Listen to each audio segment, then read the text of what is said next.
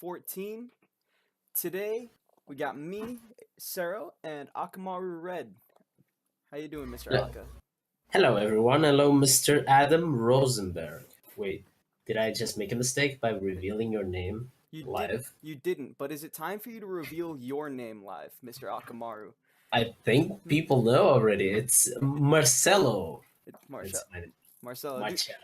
But the whole thing, the whole name, Marcelo Henrique Leote Silva Gonçalves. there it is, ladies and gentlemen. You heard it from Akamarured himself. Take So, notes. we didn't have an episode last week, so this week we got a lot to cover. We got nerfs, we got Shadowverse NEXT, and we got some tournaments coming to you. So I know I'm excited. I'm sure Akamaru is. So where should we start? I'm rubbing my hands. I think we can start for the week. How have you been? How's your week been? What have you done in Shadowverse, more What have, specifically? what have I done? Well, I've been trying to stream a little bit more lately. The past about week. I don't know if you saw the other day. I was actually streaming a. Oh, what's the name of that card? I was streaming with a Mail of Obliteration Atomi deck, and I had the sickest play where I played Atomi and Mail in the same turn. And I had a 17-7 Mail of Obliteration and an 8-8 Atomi. Needless to say, my opponent died. Did you get to attack with it? I did not. He conceded. It was Uh, I had like a solid 20 I something damage on still board. have no idea what's the animation for male obliteration attack. I I I haven't seen it. I Yeah. evoed with it and attacked with it, but I forget what the animation looks like. But his enter the battlefield animation is kind of cool. Like you see a hand come out and it's like shackled into things and then things happen. Well, He kind of explodes out of the screen. did not know that. Yeah, I that's the kind of card I don't ever expect to see played against me, but I'm glad I won with it. I won a game with it on my first try. How about you? How's your week been going for you? Playing very few Shadowverse actually. I didn't have much time. Working more and more hours as the time goes by because we have more and more tests and exams and stuff like that. So I've been playing on my bus, and what I've been playing is mostly Shadow. You been playing a It's lot of Shadow? just yeah, a lot of Shadow because it's one of the classes that requires more attention, more concentration, and more decision making. And this weekend, we can talk about that a little bit later. But let's say I made two, I'd say, big mistakes. Not in the sense that they could lose me the game, but in the sense that I went against what I believe in when Mm-hmm. playing card games, and specifically Shadowverse. So Well, I'm pretty excited for this weekend. I'm always very excited for the weekends that NG is happening. Um, so one of the things that we missed last week that we didn't get to talk about were the nerfs. I'm pretty I'm pretty interested oh in these boy, nerfs. I thought they were pretty. I don't think any of them came to be very. None of them were very surprising to me, but they were interesting to me. I think is the best way to put it. They weren't the way I expected the nerfs to happen. So the cards that what ended do up you? the the cards that ended up getting nerfed were Prime Dragon Keeper, Council of Card Knights, and Ephemera. So I think it's called Ephemera. Ephemera, I always Ephemera. pronounce it Ephemera, and nothing's gonna stop me. You're not alone. You know that because I think it was Wonder Melodies that also called it Ephemera. That's kind of fun. But Hmm. yeah, So PDK Prime Dragon Keeper went from being 3 mana, and she's now 4 mana, and she went from having five HP to 3 HP, and I think that's a pretty big hit to her. Like she dies to a lot of removal spells, and I think the most important thing with that is that she no longer triggers herself when you have multiple in play. hmm I'm actually sad for that change. Not because the card didn't need to be changed. Of course, we all agree she was very overwhelming. She's one of those cards that has a lot in a single package. Mm-hmm. She's like a Sabreur. She's a big knuckle bodyguard. She does too much for a single card. She was She a has she was a she has mm-hmm. board Continue. control and face control because it deals damage to the board and to the face, and it needed to be changed. I just don't like to when they change cards to up the mana cost. I think that's one of the first designs a 6-year-old kid could do, Mm-hmm. and I'm very I like to criticize that point a lot, and I'm very nitpicky about that. I do not like changes like that. I think they're very not creative at all, and I think it just seems lazy to me. So I didn't like that, in my opinion.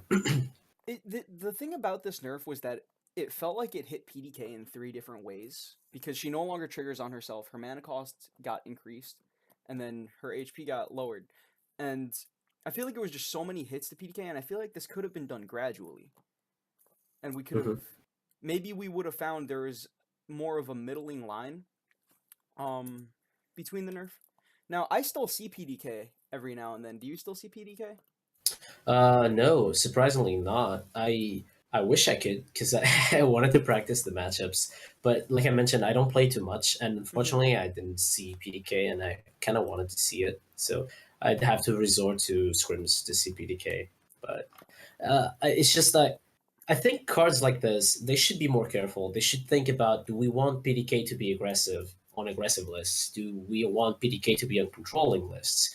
I think the change should be let's assess what kind of card do we want to make. Do we want to make a mid-game tool for control decks, or do we want to make an aggressive tool to finish off games? And if they want to make it aggressive, just remove the 2 damage to the bodies. If you want it to be control-y, just remove the damage to face, and she becomes a decent well-rounded card for a specific class archetype. We don't see PDK in every single Dragon decks because the most aggressive ones won't play her, but we see it on the control decks or the other way around. So it's kind of like the Sabrura. I love the Sabrura nerfs because she was played in every single blood deck, aggressive decks, Mm-hmm. control decks.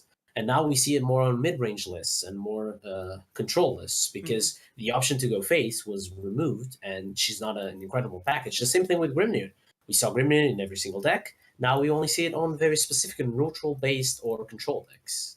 I I always I was one of the there weren't too many people who did this, but when I played PDK, I had always tried slotting her into like some very high end decks to try to make them use her more as a control tool than as an aggressive tool. And I feel like she was really good at that.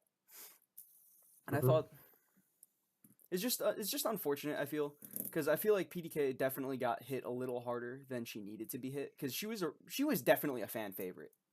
There were a lot of people this expansion who really enjoyed how that card played out.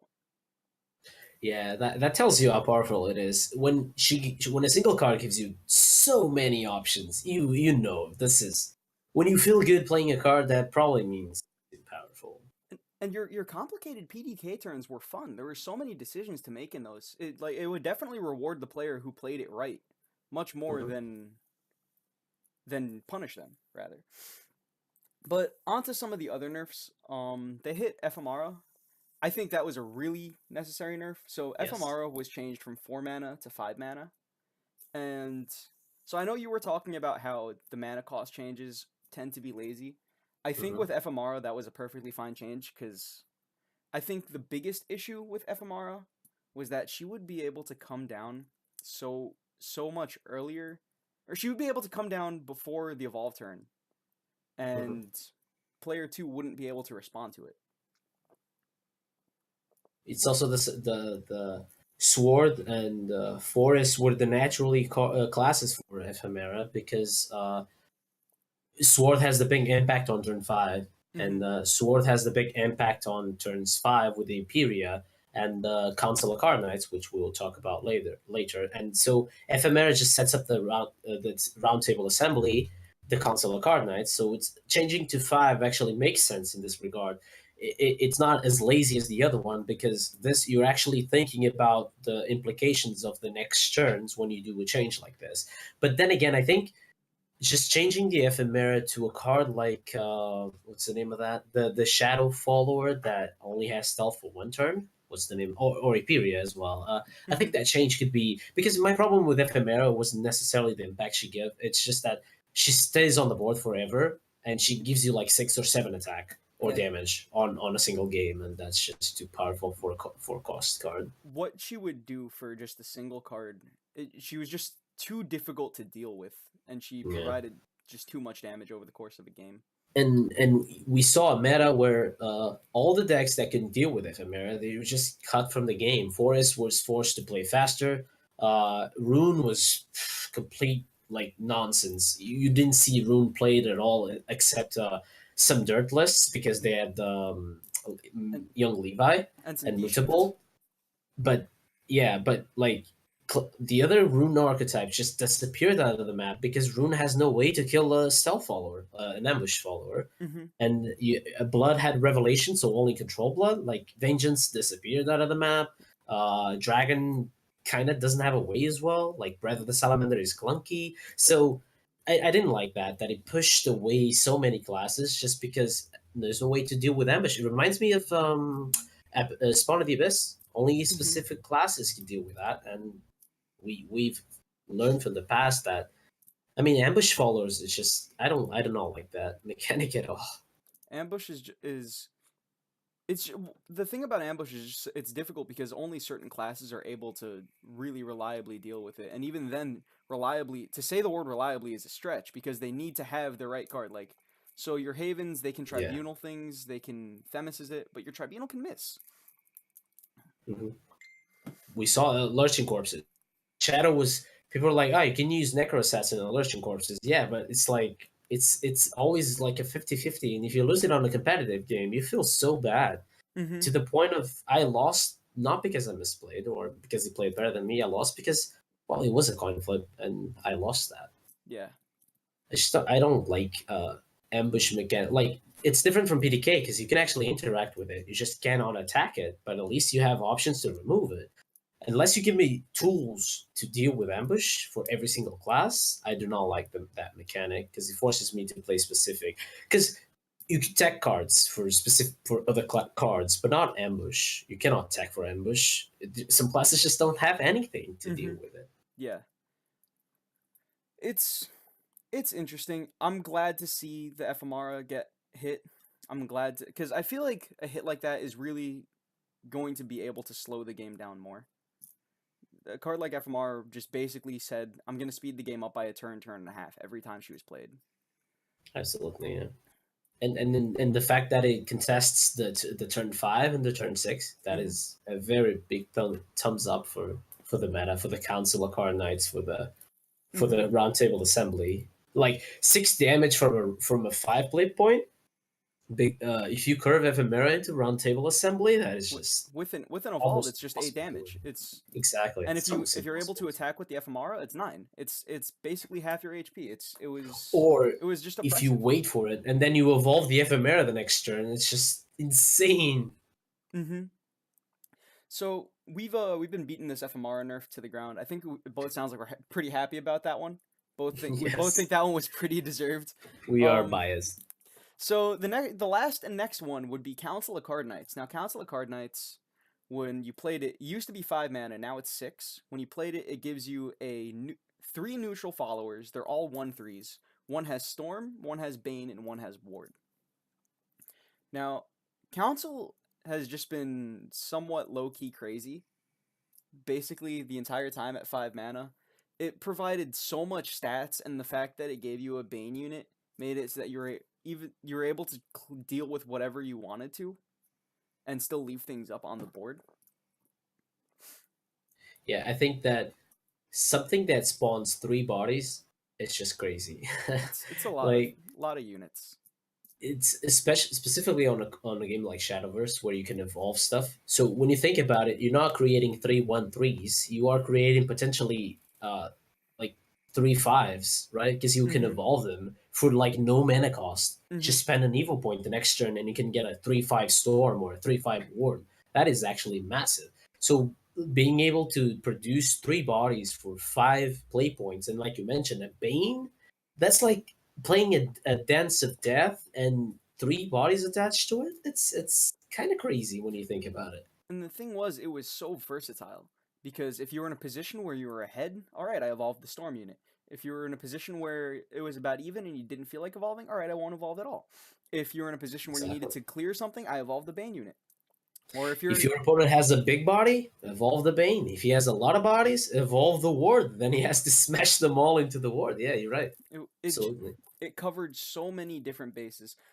And the thing is, I think Council is a quite strong card, and it's the kind of card that I actually enjoyed. I don't want to see that card just fade away. And I think at 6 mana, it has potential to still see play because Hmm. it's getting you before you evolve, it's 3/9 worth of stats for 6, which is pretty reasonable, with 3 relevant abilities.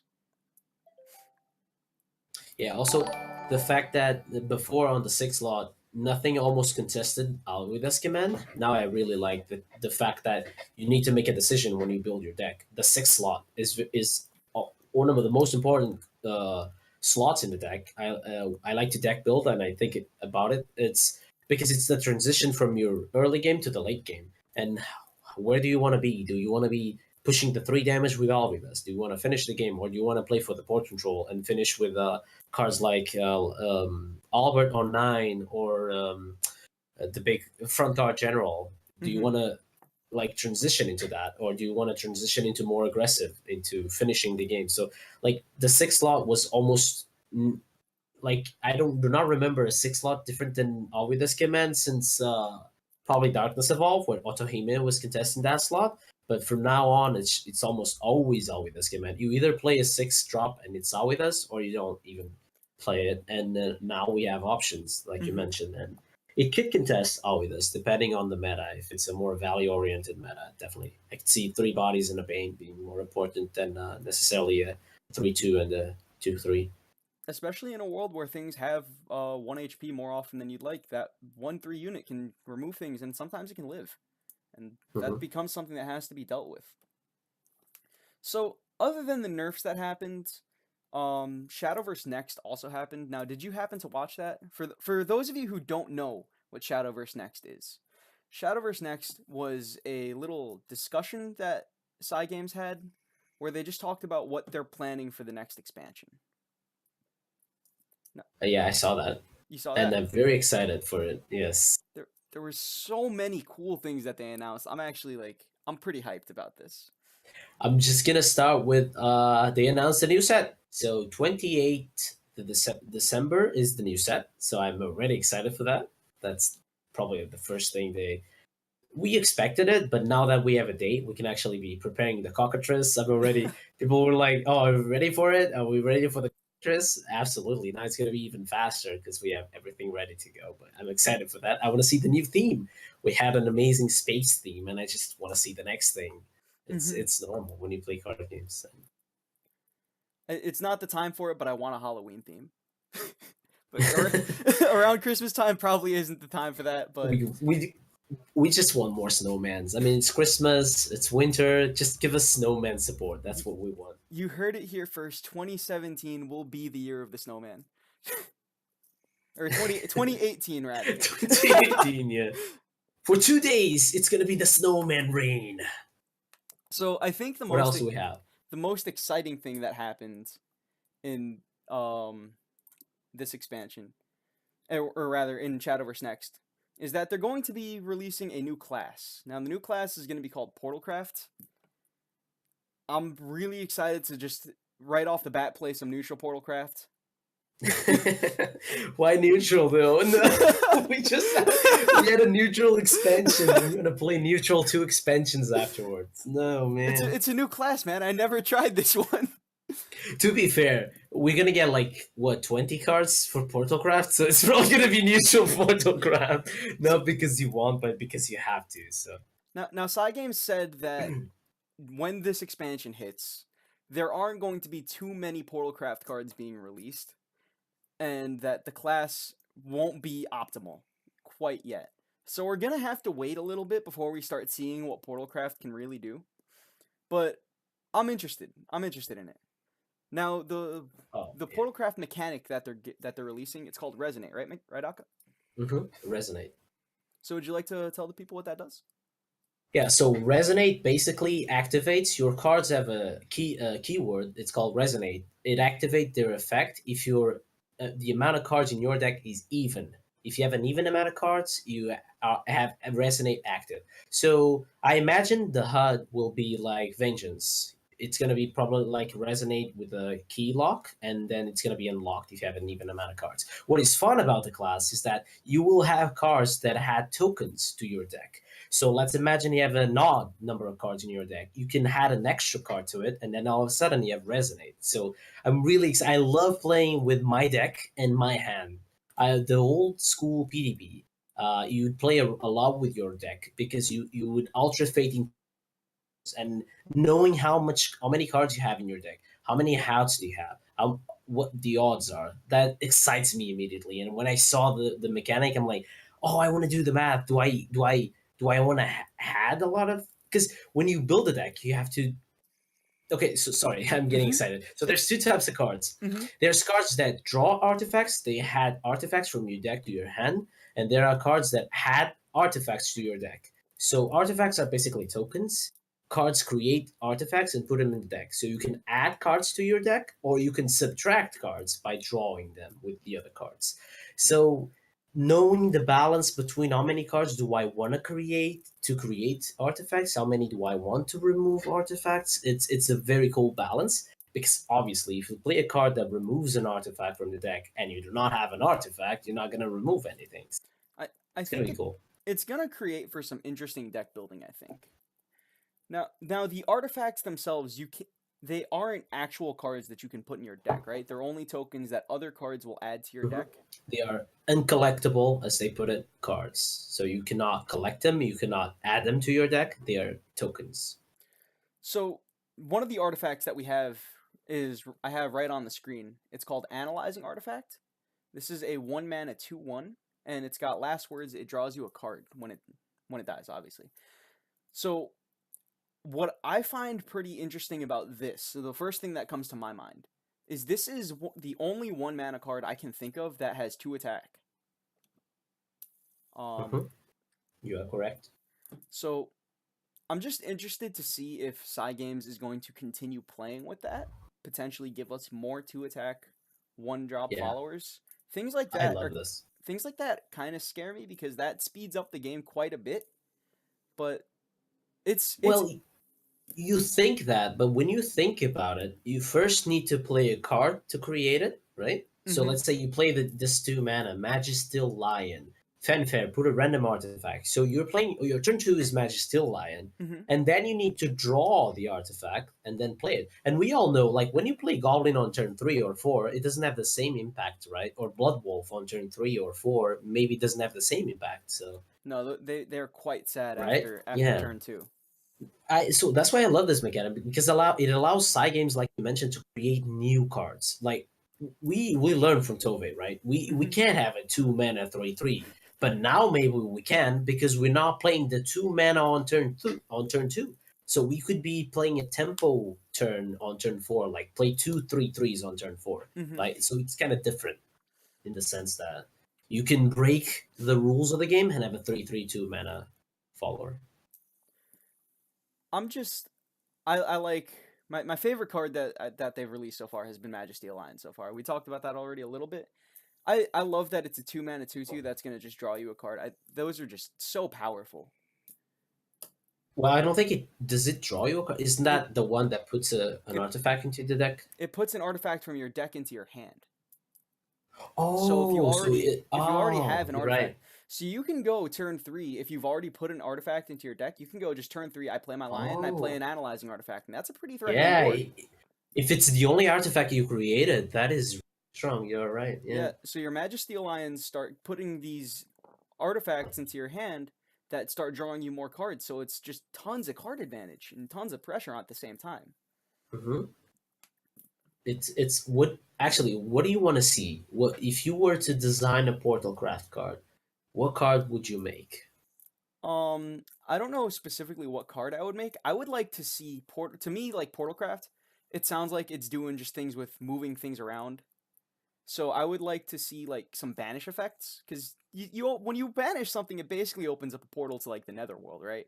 So hmm I'd like to see Portalcraft have ways to interact with things, have ways to banish things. I also think that would do wonders for allowing side games to start printing some other spooky cards, kind of like your Beauty and the Beast and stuff like that. If there's more banish hmm effects, cards like that aren't as oppressive and as scary. Absolutely. Yeah. So I think I would like to see Portalcraft pushed kind of in a direction like that, but it seems like right just by looking at Majesty Lion and analyzing artifact, that seems like a lot of pressure and a lot of tempo to me. Yeah. It this class seems like looks to me like the engineer who are creating the the set pieces, and you're, like you mentioned, moving them around, and you're building your game plan. Like, what is cool about it is that your game plan changes according to the artifacts you create. So I'm curious to see what kind of artifacts will we have. Will we have healing artifacts? Maybe. Will we have destroy or banish artifacts? Will we have like a bane artifact? So your game plan just changes according to what kind of artifacts you have. You Yeah. can go to for tempo control. What I would love to see is the resonate mechanic have a drawback. As an example, like make a, I'm gonna be dumb, just make like a 2/3 for 2 mana, that if you don't have resonate active, it becomes like a 1/2, Hmm. something like that, something that makes you not have resonate active. So you're playing with, I want resonate this turn and I do not want resonate this turn. That would be kind of cool, I, something that has a drawback if it's active. I'm interested to see how often you're gonna be able to stay and resonate with so many ways to put things into your deck and so Mm. many ways to pull things out. I imagine that just staying and resonate for like 3/4 of the game might not be that difficult. Mhm. That's so exciting because I'm picturing casters be like, oh, it's turn 1, so it has resonate. So if he sets this up correctly, he's gonna have resonate on turn 4, so he can actually snowball the game or win on turn 6. Or can you imagine like a card that has storm if it has resonate? So Hmm. people will be like, 6 mana, I have a storm, but I need resonate active, so I should draw my cards the previous turn or add cards the previous turn so I can have resonate. It's And gonna be insane. and then when you're playing against the Portal Craft, okay, how many cards does he have in his deck? Yeah. It adds so much interaction between the two players, even though they aren't necessarily actually interacting with each other. You have to care Yeah. about what the other person is doing. And then you can, like, I imagine people picking up a piece of paper, and then like he has kind of what they do with Coco and Mimi. So he has an artifact. He has an artifact. Now, how many real cards does he have? How many fairies does he have? That reminds me so much about PTP. Hmm. And the mirror. Can you imagine the mirror? Oh my god, it's gonna be insane. Um, You have to keep in mind your deck and then the opponent's, because it's kind of like vengeance. You have to keep in mind that you need your vengeance active, and your opponent can have his vengeance active. So you play around cards. Is he gonna have resonate next turn? Is he gonna play Priest of the Cudgel kind of thingy, or is he gonna play a Storm Follower? Do I need to ward this turn, or how much damage can he do from his hand? It's gonna be insane. it seems like this class is just chock full, might just be chock full of different mechanics that we've never seen before. What I really love about Resonate is that it's a mechanic that, to my knowledge, hasn't existed in any other card games, or at least not that I played, not in games that I played. Like in a game like Magic, imagine having a mechanic like Resonate, where every single turn, okay, let me just count. Oh, I've got 52 cards in my deck. I guess I have it on. It takes forever. You can't do that in a physical card game. But That is a valid point. It can only be in the digital card game. You're right. Yeah, they were really creative with it. I like it. Yeah, I'm it's a I'm good point. I'm so excited about just playing with Resonate. Now, one of the other cards that we have, I think this is actually the only card. I think so far there have only been these three cards spoiled. This one is much like the Majesty Lion. This is called Black Iron Soldier. It is a 6 mana 5/6 with Fanfare. Put a random artifact from your deck into your hand. So it's basically the same effect as Majesty Lion, just significantly more expensive and likely significantly worse. Mhm. Yeah, I was gonna say that I don't think this will be played, even though this may be a bold claim because we haven't seen almost anything. But just the 6 mana is very expensive to be drawing cards on turn 6, Hmm. and it doesn't have an impact on the board. And we know cards that don't have an impact on turn 6 are very weak. So a 2/2 on 2 is very different. You can actually get away with it, but a 6 mana don't do anything. 5/6, maybe not. But a 6 mana 5/6 that is pretty reasonably statted. It's pretty Mhm. big body. If the artifacts are powerful enough, maybe something like this sees play. It's hard to tell. Exactly. Yeah. I'm going basically on what we know so far about Shadowverse in general, because the other classes have big bodies for 6 and for 7, and you don't see them all too much. Not because they're slow. It's just because having only one body with no extra effects, that is very not what you want. You want options. You want to go wide, or you want to go kill your opponent or kill your opponent's board. This doesn't kill your opponent. Doesn't kill your opponent board. Doesn't buff your board. Doesn't. you know what I mean, right? Doesn't give You you a lot of options. you It's want to basically be draw able one, 6 mana, draw one. you want to be able to play your draw card and the card you draw in the same turn, and this doesn't really Yeah. let you do that unless the artifacts all end up being very cheap cards, like all 1 mana cards. Hmm. So they released some other just art so far for Portalcraft. They released the Ancient Artifact, Puppet, and Deus Ex Machina. We don't know what these things do. I'm just gonna take a shot in the dark. Ancient Artifact looks like a rare to me. That looks like a goal. Yeah, That a looks like gold a one. goal to me.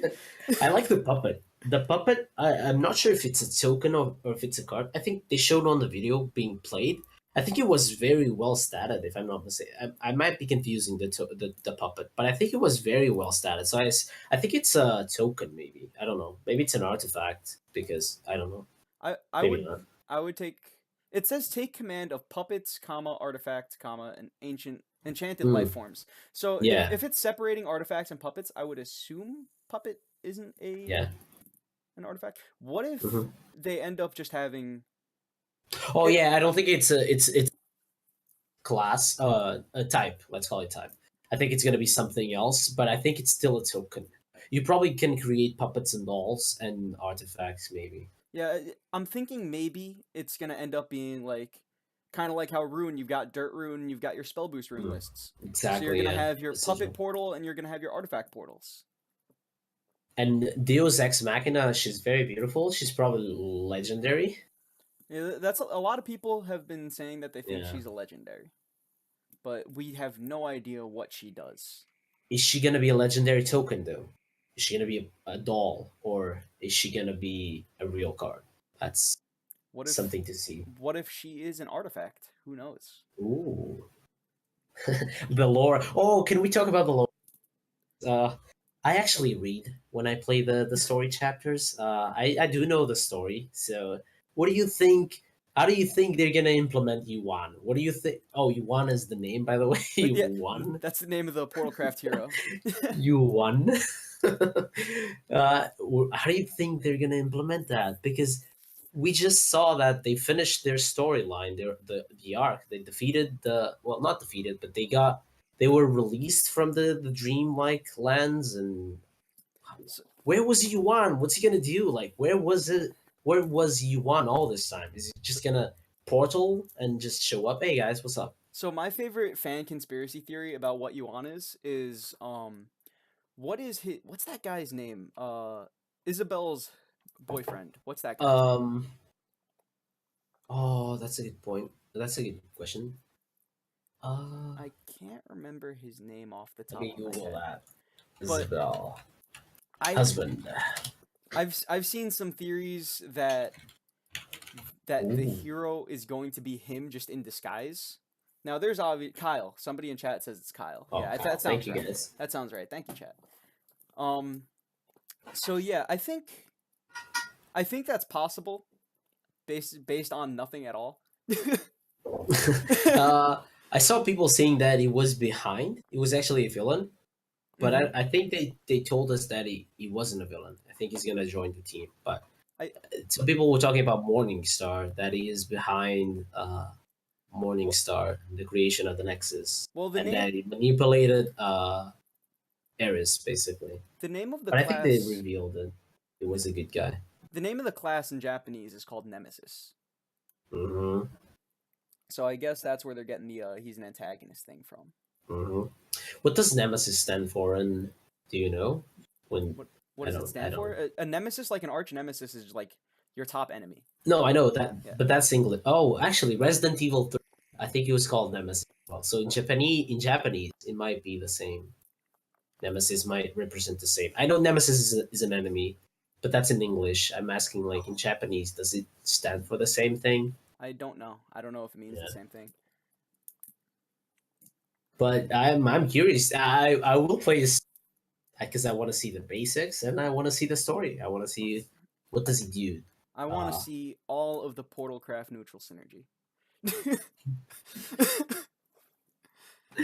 but it's gonna be interesting because there's neutral cards that draw cards nowadays, so it's gonna be some interesting staircase to paradise. Bears in mind because artifacts, I assume, are followers. So Yeah, because some you of them also might have be. to because you also have to bear in mind that you're adding extra cards to your deck. Usually, it's the other way around. You want to thin your deck, not make it more thick.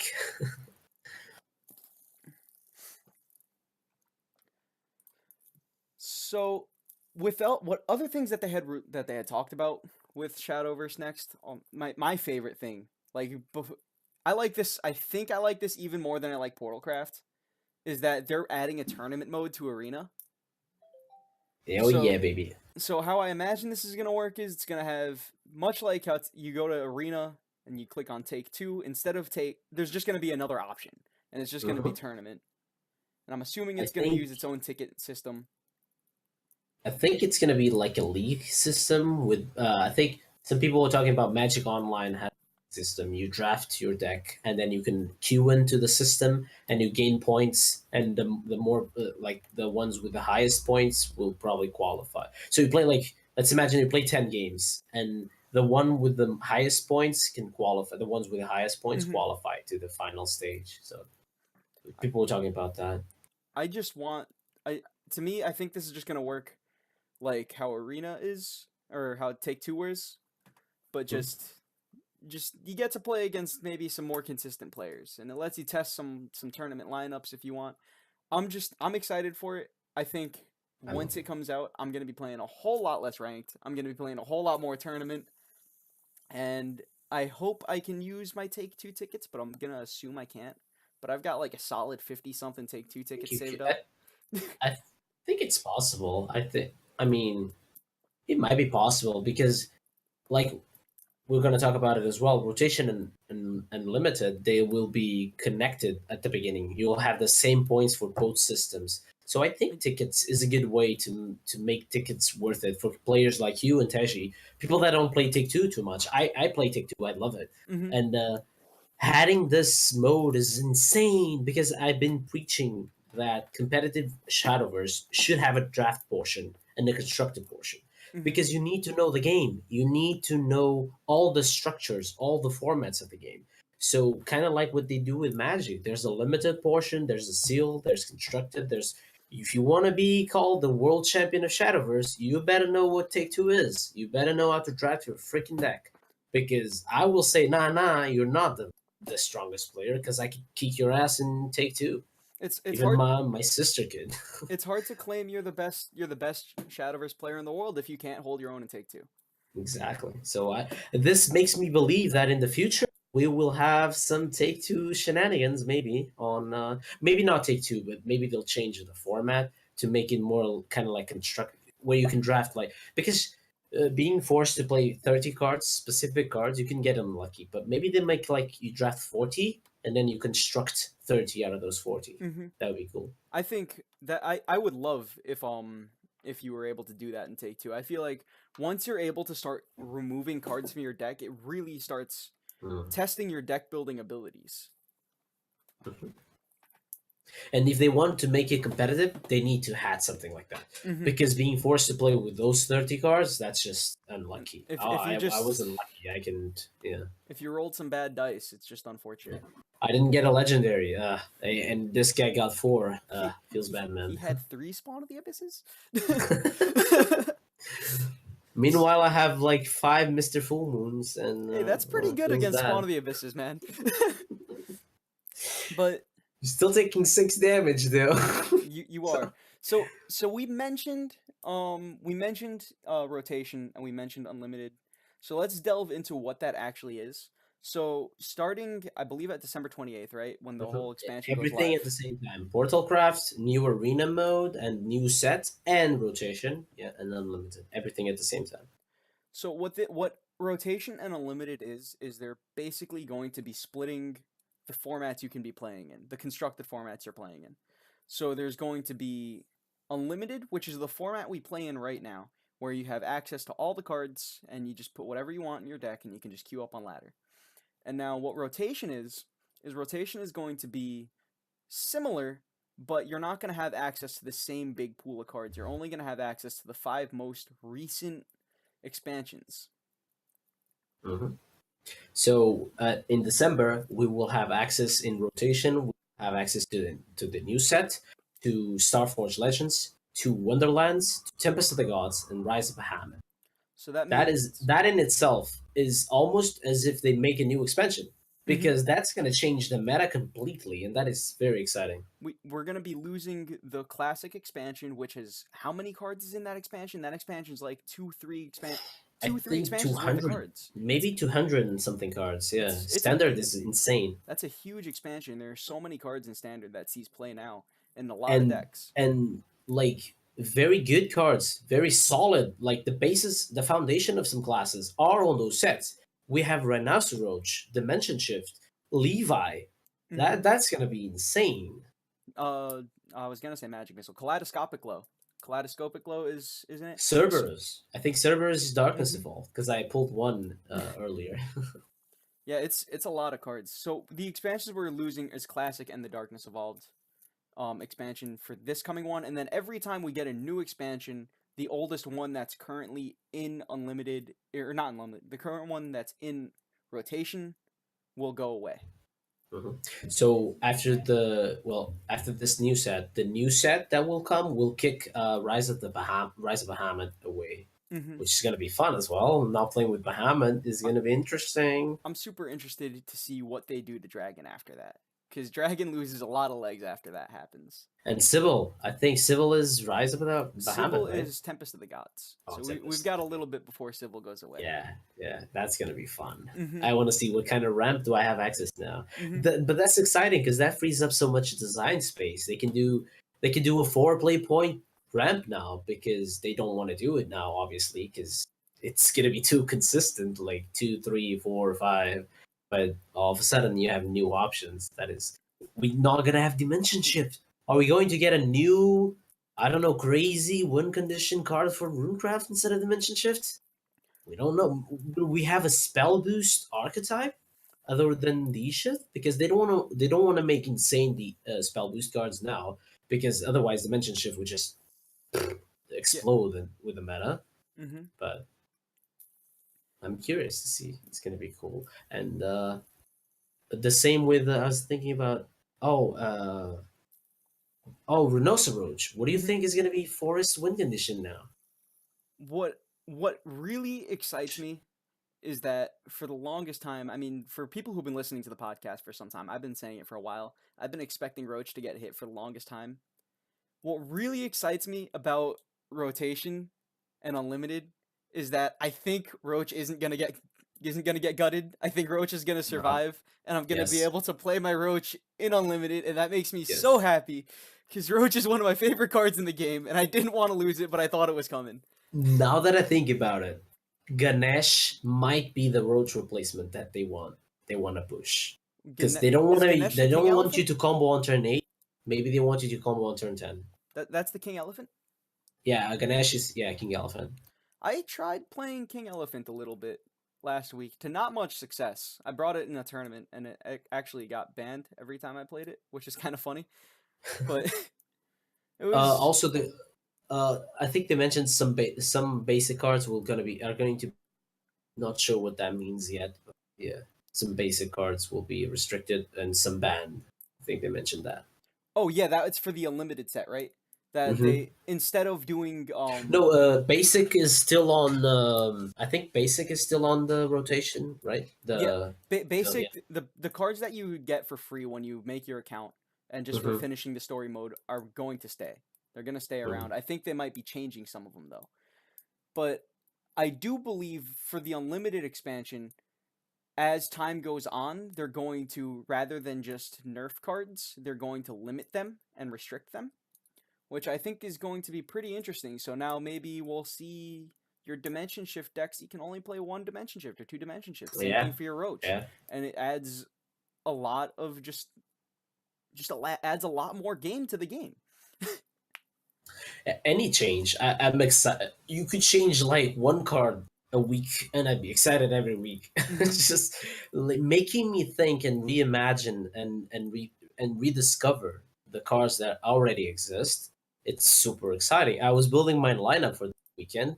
and I was rediscovering new cards because Ephemera got hit, Council of Card Knights, PDK. So you niche archetypes and classes, and that's just exciting to me. I've been playing Beetle Warrior a little bit more lately. You know, there's some fun cards that we get to play now. Fairy Driver. Hey, we've been seeing a couple of Fairy Drivers because again, so you need a new plan. You need to hit face, and you need to do more damage. Sword. I've seen Sword play White General. Even I Pepe Sword. I I thought Pepe Sword would never be seen again. I saw Sword play Barbarossa. I lost to a Barbarossa. It's not bad. It's yeah. When you take away all the toys, all the cool, the kids will be picking up sticks and stones, and they'll be playing with those and finding new games and new toys to play with. Take away our So old that's toys cool. and we'll make some cooler, different ones. Yes, and I love that. S- I was building Vengeance Blood. mhm. It's one of my favorite archetypes, and I was like, how am I gonna play Blood without Diabolic Train? Just like rotation, you do not have Diabolic Train. How are you gonna do that? How are you gonna play They with that? they lose Revelation too. They lose a lot of stuff. Yeah, like oh my god, it's gonna be They lose exciting. Soul Dealer. How can Blood survive without Soul Dealer? It's the same feeling I had when I started playing Shadowverse. I'm gonna play a game and I'm gonna be like, wait, how do I play around stuff? I don't know what's in the set. What's in the? I'm gonna have to read the list again and know what cards are in. It happened earlier. It happened with Arena. I do Mhm. not know how to play Arena nowadays. Azure was telling me you don't need to play around that, and I'm like, why not? Because it's not in Arena and it's not on Take Two. I'm like, really? Yeah, yeah. It got rotated out, and I'm like, oh, cool. So I You're should play around this, and he's like, no, it's not on Take Two. And I was just, oh, I do not know how to play Take Two, and nowadays it's it's gonna be like that for constructed, so it's gonna be fun. the addition of the rotation format is just going to be testing players' ability to to just know what was in an expansion. And Exactly. And again, you if you want to be the best player in the world, you need to both know both formats. You need to be good. You need to have your top shape decks for rotation and unlimited because Shadow Side Games announced that they're gonna promote tournaments for both formats. and there's So you gonna need to know Take Two, mhm. rotation, and unlimited. And I just love that. And you're going to be able to ladder for both formats too. They're both going to have their own ranked system, and I believe you get if you get Grandmaster in both, you get Grandmaster rewards for both of them.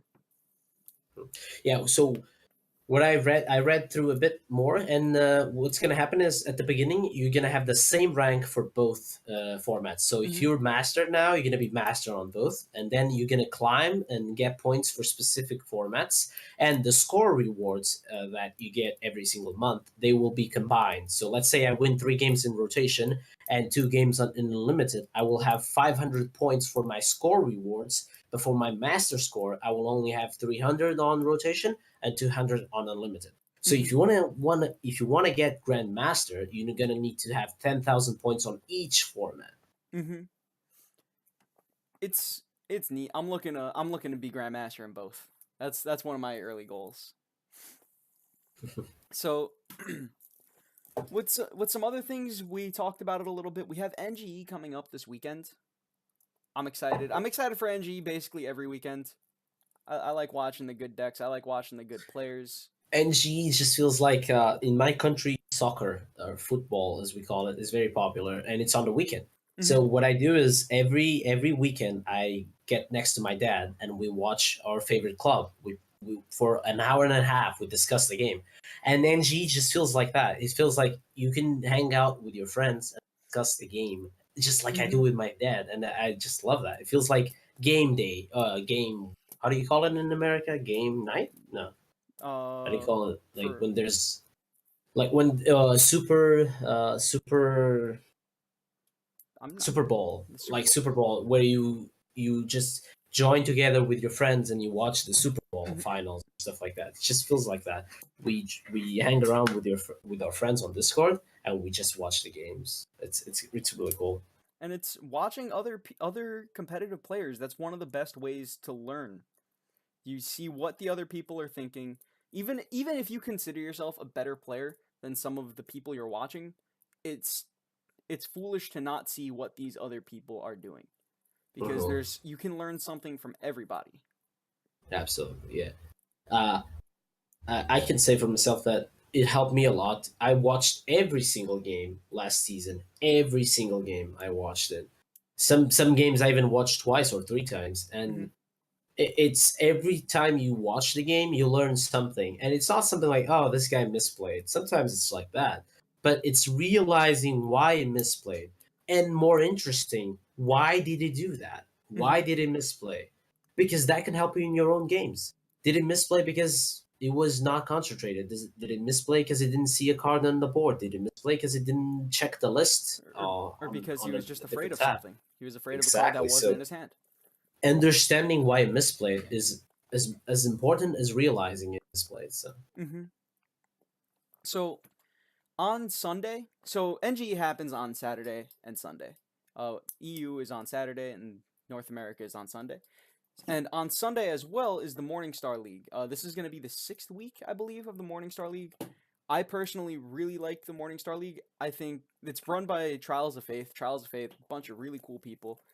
And what I like about the Morningstar League is that it's just at a nice time, because if you can't play in NGE, this is something for you to play in. There are some pretty good players.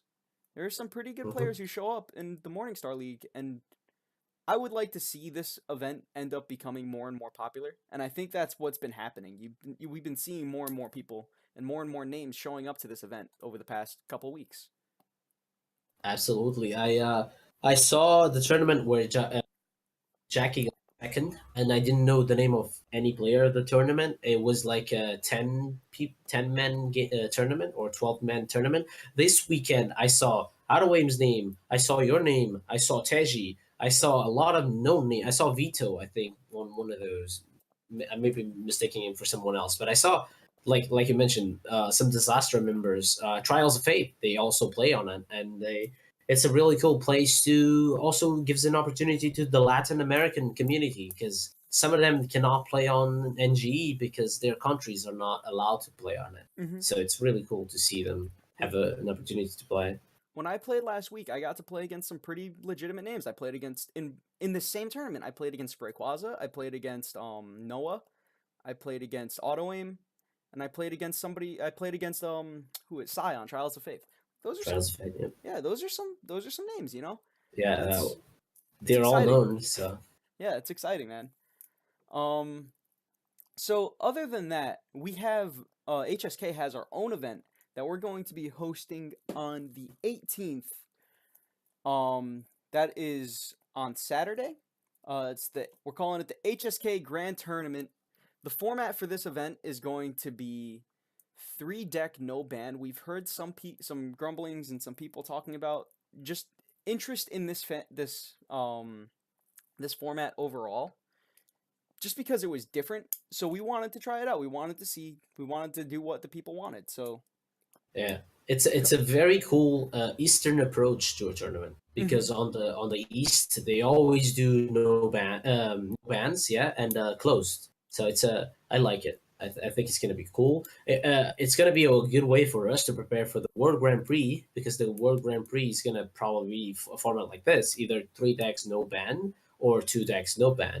mm-hmm. So it's definitely a good opportunity to practice. So And we're for putting the experience and for the newbies. this event, we're putting up a bit of a prize pool. It's $75 is going to go to first place and 25 for second. So it's not the most insane prize pool, but it's not bad. It's a pretty reasonable prize pool, and I And hope. I can, Mhm. sorry to interrupt you. We can safely say that this is, maybe if you show interest, the prize pool is gonna be. Who knows, man? Who knows? So But if I can safely say that if you guys show interest in it, the prize pools are gonna increase with each event. So it's gonna be cool. we do our events for the people. If we see that the people like what we're doing, we wanna keep doing what the people like. The peoples. We do everything for you guys. So we're. Also, Mhm. feedback. If you have something to say about it, if you do not like the format, just hit us up and tell us why you don't like the format. Not necessarily I don't like this. This is this is not in my time zone. This is not blah blah blah blah blah. Just tell us why and tell us what we could do to make it better. Mm-hmm. We care and we pay attention to what you guys say. So we're coming up to about an hour over here, Aka. We've covered a lot of the things that we wanted to cover. Do you have any other things that you wanted to talk about and to mention? No, just watch me on the weekend, Hanji. This weekend, I hope I put up a good show and watch us on the World Grand Prix. I want to see more characters that I recognize instead of cat. I don't want to. Is it katakana? The Japanese characters. I want to see the Twitch channel, the Mm-hmm. Japanese Twitch channel, have more uh, Western characters than Eastern characters. Let's put it like that. So I want to see you guys supporting NA and EU. I'm gonna be there. Whenever I have free time, if we have Wi-Fi, because I do not know, I will definitely be there. Supporting our boys. Mm-hmm. So let's move on to some shoutouts before we head off for the night. I want to give a shout out to Sizune, who helped me out with just learning a whole bunch of stuff about OBS and with my just streaming stuff in general.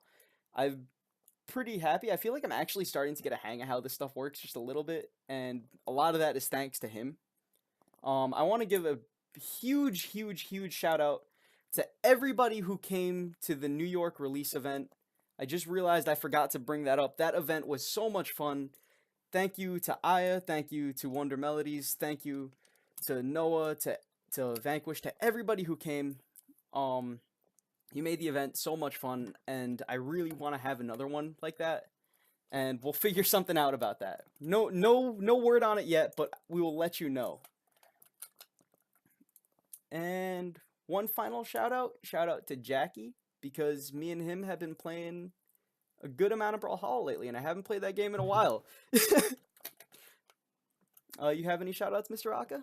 Mr. Sizane, much love for keeping Snowman strong. I'm gonna say this. Sizane was very happy because the first game he played was against a newbie in the sense that it was someone new to NGE. So he didn't ban Snowman and he didn't have a lineup prepared for Snowman. So keep it up, Mr. Sizane. Keep it strong. Snowman is the kind of deck that it exists, and I think it's just gonna continue to exist as a deck quietly. And people are gonna forget about it, and somebody, cough cough Sizane, is gonna bring it to a tournament and get some wins with it. And get a top 6 with it, hopefully again. Keep Hopefully. it strong, Mr. Sizane. All right, guys. Thank you so much. I hope you enjoyed the episode. We'll come back at it probably next week. That'll be it for us. If you're not part of our Discord, please make sure to join our Discord.